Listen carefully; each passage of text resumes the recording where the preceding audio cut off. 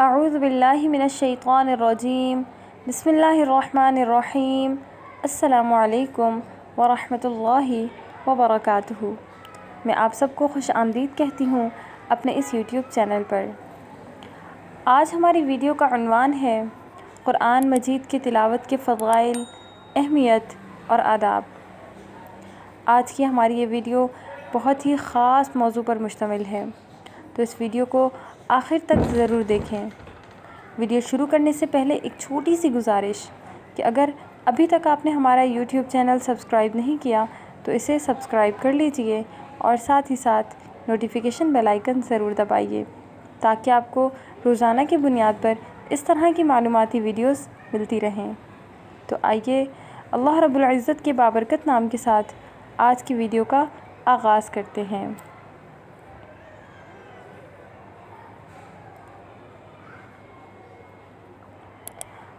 قرآن مجید اللہ تعالیٰ کی وہ آخری اور مستند ترین کتاب ہے جسے دین کے معاملے میں انسانیت کی ہدایت کے لیے حضرت محمد صلی اللہ علیہ وآلہ وسلم پر نازل کیا گیا ہے۔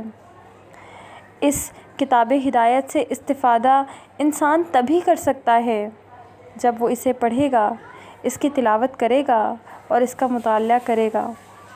تلاوت قرآن کی فضیلت احادیث کی روشنی میں واضح ہے۔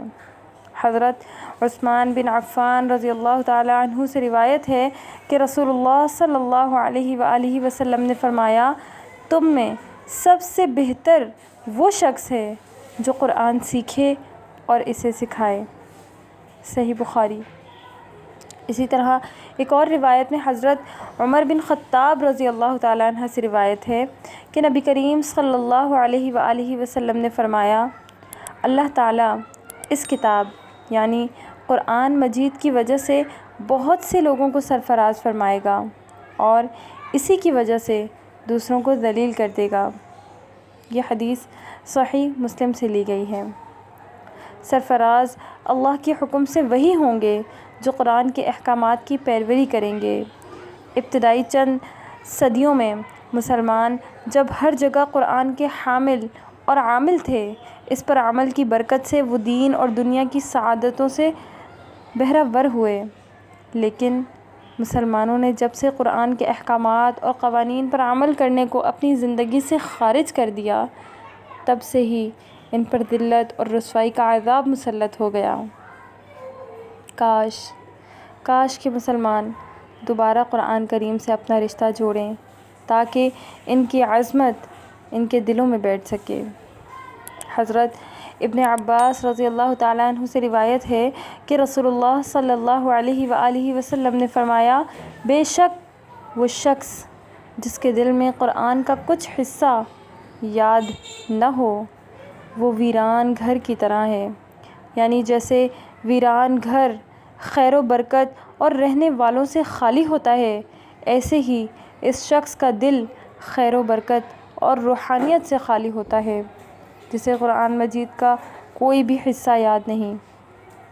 ایک اور حدیث کا مفہوم ہے، حضرت عائشہ رضی اللہ تعالیٰ عنہ نے حضور صلی اللہ علیہ وآلہ وسلم کا یہ ارشاد نقل کیا ہے کہ قرآن کا ماہر ان ملائکہ کے ساتھ ہے جو میر منشی ہیں اور نیکوکار ہیں، اور جو شخص قرآن شریف کو اٹکتا ہوا پڑھتا ہے اور اس میں وقت اٹھاتا ہے، اس کو دوہرا اجر ہے۔